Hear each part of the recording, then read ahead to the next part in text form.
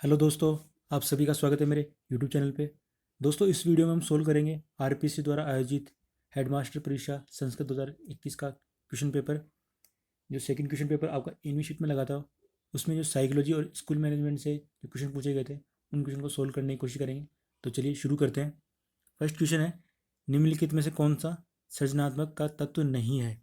Option A है नौलिकता, option 2 लचीलापन, option 3 प्रवाहिता, option 4 संरचित। दोस्तों, इसका आंसर ऑप्शन नंबर 4 सनरिच।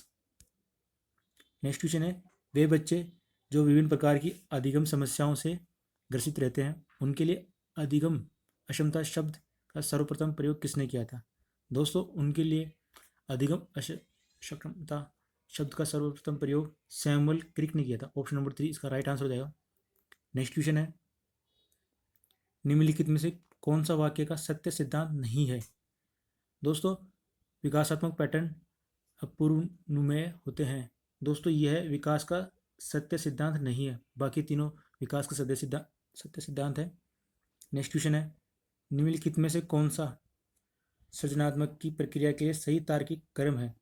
दोस्तों, सृजनात्मक की प्रक्रिया के लिए तार्किक क्रम तैयारी, प्रदीपन, प्रस्तुतन और सत्यापन। ऑप्शन नंबर सेकंड इसका राइट आंसर हो जाएगा।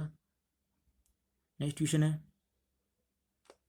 निम्नलिखित में से कौन सा हर्बर्ट पंचपदीय प्रणाली के अनुरूप पाठ योजना के सोपानों का सही तार्किक क्रम है?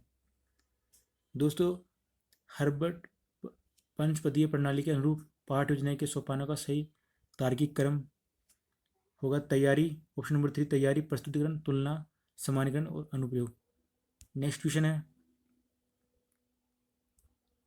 राजस्थान एजुकेशन इनिशिएटिव एवं सरकारी निजी भागीदारी कार्यक्रम बनाने का प्रस्ताव किस वर्ष में स्वीकार किया गया था? दोस्तों, यह वर्ष 2005 में ऑप्शन नंबर 3 स्वीकार किया गया था।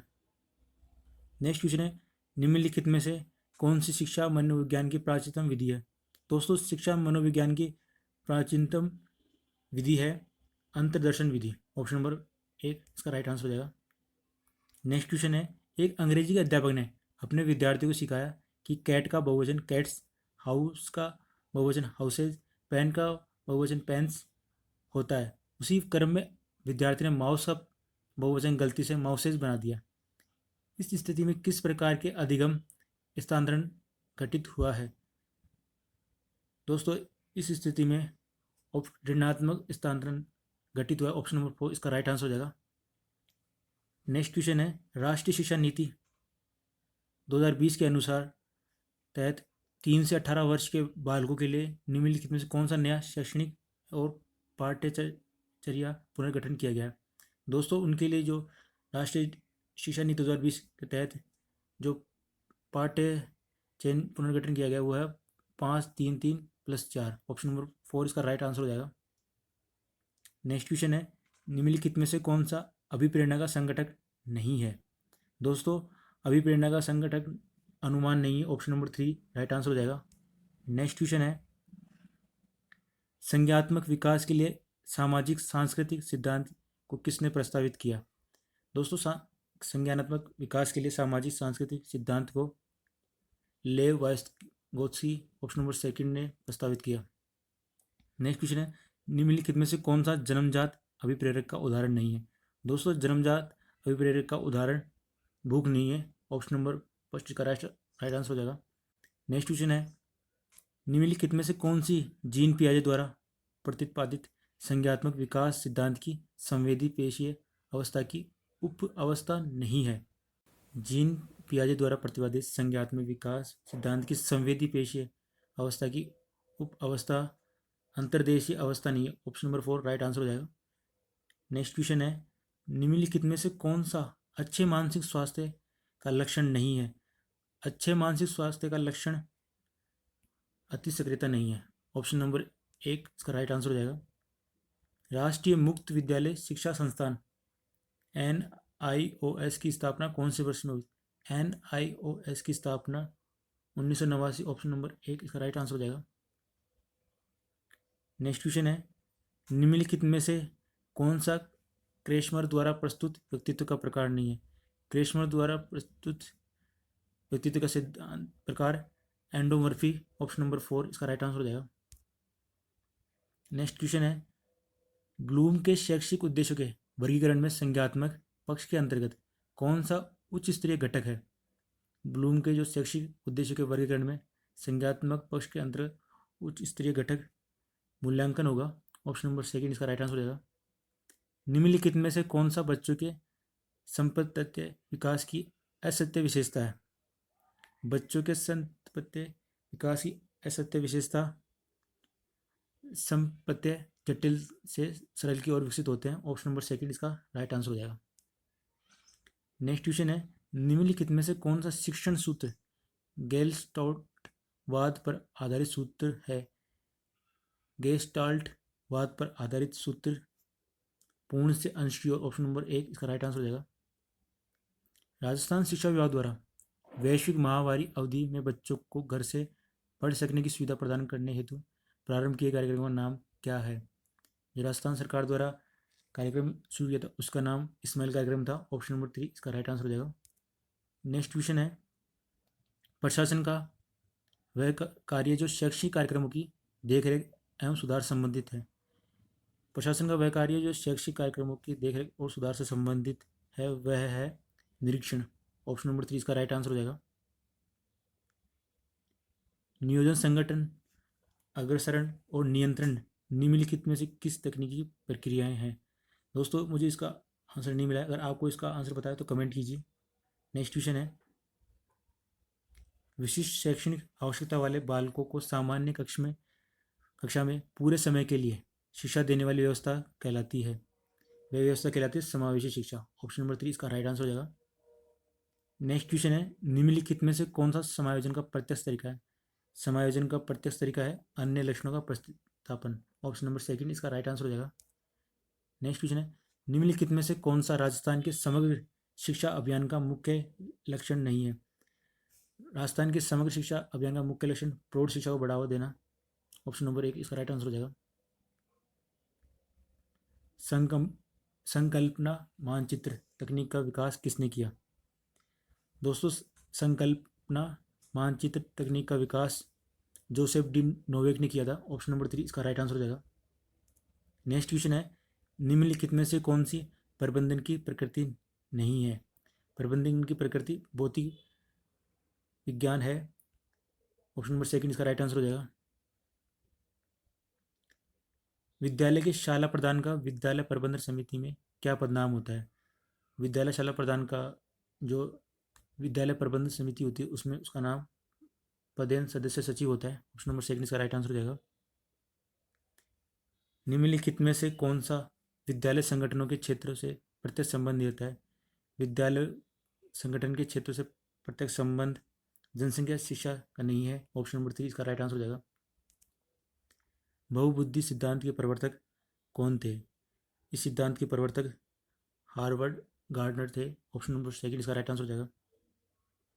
नेक्स्ट क्वेश्चन है, बालकों का निःशुल्क और अनिवार्य शिक्षा का अधिकार अधिनियम 2009 के तहत प्रथम कक्षा से 5वीं कक्षा तक 60 बच्चों तक के प्रवेश पर अध्यापकों की संख्या रहनी चाहिए। जो अध्यापकों की संख्या है वह 2 रहनी चाहिए, ऑप्शन नंबर 1 इसका राइट आंसर हो जाएगा।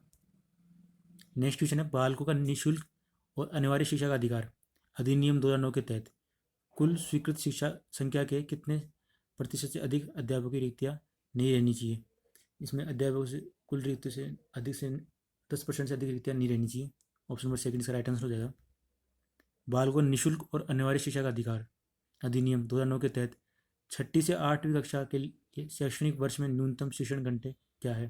जो 6ठी से 8वीं कक्षा है उसके लिए एक शैक्षणिक वर्ष में न्यूनतम शिक्षण घंटे हैं 1000 घंटे, ऑप्शन नंबर 2 इसका राइट आंसर हो जाएगा। बालकों का निःशुल्क और अनिवार्य शिक्षा का अधिकार अधिनियम 2009 के तहत एक 6 वर्ष से अधिक उम्र का बालक जो किसी भी स्कूल में प्रवेशित नहीं रहा है, ऐसे बालक को किस कक्षा में प्रवेशित किया जाएगा?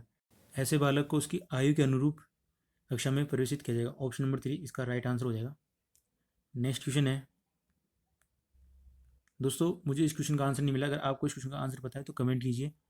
नेक्स्ट क्वेश्चन है, राजस्थान नागरिक सेवाएं वर्गीकरण नियंत्रण एवं अपील नियम 1958 के तहत इनमें से कौन सा दंडादेश नहीं है? इनमें से जो दंडादेश नहीं है वह विभागीय परीक्षा पास नहीं करने पर रोकी गई वेतन वृद्धि। ऑप्शन नंबर 4 इसका राइट आंसर हो जाएगा। नेक्स्ट क्वेश्चन है, राजस्थान नागरिक सेवाएं वर्गीकरण नियंत्रण एवं अपील नियम 1958 में अधीनस्थ सेवाओं के सदस्य किस अनुसूची में शामिल होते हैं? जो अधीनस्थ सेवाओं के सदस्य हैं वह अनुसूची सेकंड में शामिल होते हैं। ऑप्शन नंबर फर्स्ट इसका राइट आंसर हो जाएगा। नेक्स्ट क्वेश्चन है, परिलब्धियों के 50% पर पेंशन राशि की जनगणना के लिए कितने वर्ष की योगात्मक सेवा की आवश्यकता होगी? दोस्तों इसका आंसर होगा ऑप्शन नंबर 3, 30 वर्ष। नेक्स्ट क्वेश्चन है, भुगतानकर्ता द्वारा IFMS के अंतर्गत कोई भी ऑनलाइन भुगतान प्रेषण कराने संबंधी व्यवस्था को कहा जाता है? इस व्यवस्था को EGRS व्यवस्था कहा जाता है। ऑप्शन नंबर 30 का राइट आंसर होगा। नेक्स्ट क्वेश्चन है, सरकारी सेवा से त्यागपत्र स्वीकार करने हेतु कौन सा अधिकारी सक्षम होते हैं? इसका आंसर होगा नियुक्ति प्राधिकारी इसके लिए सक्षम होते हैं। ऑप्शन नंबर सेकंड इसका राइट आंसर हो जाएगा। नेक्स्ट क्वेश्चन है, बालकों का निःशुल्क और अनिवार्य शिक्षा का अधिकार अधिनियम 2009 के तहत शिक्षकों के लिए एक सप्ताह में न्यूनतम कार्य अध्यापन के घंटे शिक्षण तैयारी के घंटे सहित क्या है? दोस्तों इस क्वेश्चन का आंसर होगा ऑप्शन नंबर 1, 45 घंटे। नेक्स्ट क्वेश्चन है, बालकों का निःशुल्क और अनिवार्य शिक्षा का अधिकार अधिनियम 2009 के तहत इनमें से कौन सा कथन सही नहीं है? दोस्तों इसमें ऑप्शन नंबर 4, आयु के प्रमाण की कमी पर एक बच्चे को विद्यालय में प्रवेश देने से मना किया जाएगा, ये कथन सही नहीं है। नेक्स्ट क्वेश्चन है, एक भुगतानकर्ता को कार्यालय में प्राप्त राशि की रसीद फॉर्म संख्या डैश में दी जाएगी। दोस्तों मुझे इसका आंसर नहीं मिला, अगर आपको इसका आंसर पता है तो कमेंट कीजिए। नेक्स्ट क्वेश्चन है, किसी भी प्रकार का अवकाश निरंतरता में अधिकतम कितनी अवधि के लिए स्वीकार किया जाता है? दोस्तों ये मैक्सिमम 5 वर्षों के लिए स्वीकार किया जाता है। ऑप्शन नंबर 3 इसका राइट आंसर हो जाएगा। नेक्स्ट क्वेश्चन है, बालकों का निःशुल्क और अनिवार्य शिक्षा का अधिकार अधिनियम 2009 संशोधन 2019 के तहत प्रत्येक शैक्षणिक वर्ष की समाप्ति पर किन कक्षाओं की नियमित परीक्षा ली जाएगी? दोस्तों 5वीं और 8वीं कक्षा की नियमित परीक्षा ली जाएगी। ऑप्शन नंबर 1 इसका राइट आंसर हो जाएगा। नेक्स्ट क्वेश्चन है, बालकों का निःशुल्क और अनिवार्य शिक्षा का अधिकार अधिनियम 2009 संशोधन 2017 के अनुसार एक अध्यापक जो 31 मार्च 2015 को नियुक्त या कार्यरत है, न्यूनतम योग्यता नहीं रहता है तो ऐसी योग्यता डैश के समय में अर्जित करेगा। उस अध्यापक को ये जो योग्यता है 4 वर्ष के अंदर अर्जित करनी पड़ेगी। ऑप्शन नंबर 3 इसका राइट आंसर हो जाएगा। नेक्स्ट क्वेश्चन है, इसका आंसर मुझे नहीं मिला, अगर आपको इसका आंसर पता है तो कमेंट कीजिए। नेक्स्ट क्वेश्चन है, बालकों का निःशुल्क अनिवार्य शिक्षा का अधिकार अधिनियम 2009 में ऐसे बालक जो अनुसूचित जाति, जनजाति, विकलांग, सामाजिक व शैक्षिक पिछड़ा वर्ग और ऐसे ही अन्य समूह संबंधित है परिभाषित है। दोस्तों यह असुविधाग्रस्त समूह में परिभाषित है। ऑप्शन नंबर 4 इसका राइट आंसर हो जाएगा। नेक्स्ट क्वेश्चन है, बालकों का निःशुल्क और अनिवार्य शिक्षा का अधिकार अधिनियम 2009 के तहत विद्यालय प्रबंधन समिति SMC में महिला सदस्यों की संख्या का प्रतिशत क्या होगा? दोस्तों महिला सदस्यों की संख्या का प्रतिशत 50% होता है। ऑप्शन नंबर 2 इसका राइट आंसर हो जाएगा। नेक्स्ट क्वेश्चन है, बालकों का निःशुल्क और अनिवार्य शिक्षा का अधिकार अधिनियम 2009 के अनुसार एक बच्चे को प्राथमिक शिक्षा पूर्ण होने तक किसी भी कक्षा में पीछे ले जाने का निर्णय लेने हेतु सक्षम होगा। दोस्तों मुझे इस क्वेश्चन का आंसर नहीं मिला है, अगर आपको इस क्वेश्चन का आंसर पता है तो कमेंट कीजिए। नेक्स्ट क्वेश्चन है, बालकों का निःशुल्क और अनिवार्य शिक्षा का अधिकार अधिनियम 2009 के अनुसार निम्नलिखित में से कौन सा अध्यापक प्रशिक्षण के लिए मांगों को विकसित और लागू करेगी? जो अध्यापक प्रशिक्षण के जो मांग को विकसित और लागू करती है वह है राज्य सरकार। ऑप्शन नंबर 3 इसका राइट आंसर हो जाएगा। राजस्थान में किस दिनांक से सभी नियुक्तियां परिवीक्षाधीन प्रशिक्षणार्थी के रूप में की जाएगी? दोस्तों ये 20 जनवरी 2006 या उसके बाद से है, तो इसका answer option number 4 right answer हो जाएगा। नेक्स्ट क्वेश्चन है, दोस्तों मुझे इस क्वेश्चन का आंसर नहीं मिला है, अगर आपको इस क्वेश्चन का आंसर पता है तो कमेंट कीजिए। इस क्वेश्चन का भी आंसर मुझे नहीं मिला है। दोस्तों अगर आपको इस क्वेश्चन का आंसर पता है तो कमेंट कीजिए। इसके साथ इस सेक्शन के क्वेश्चन कंप्लीट होते हैं। दोस्तों अगर आपको वीडियो अच्छा लगा हो तो वीडियो को लाइक करो, शेयर करो और इसी प्रकार की वीडियो पाने के लिए चैनल को सब्सक्राइब करो और बेल आइकन को प्रेस करके और नोटिफिकेशन सेलेक्ट करो। धन्यवाद।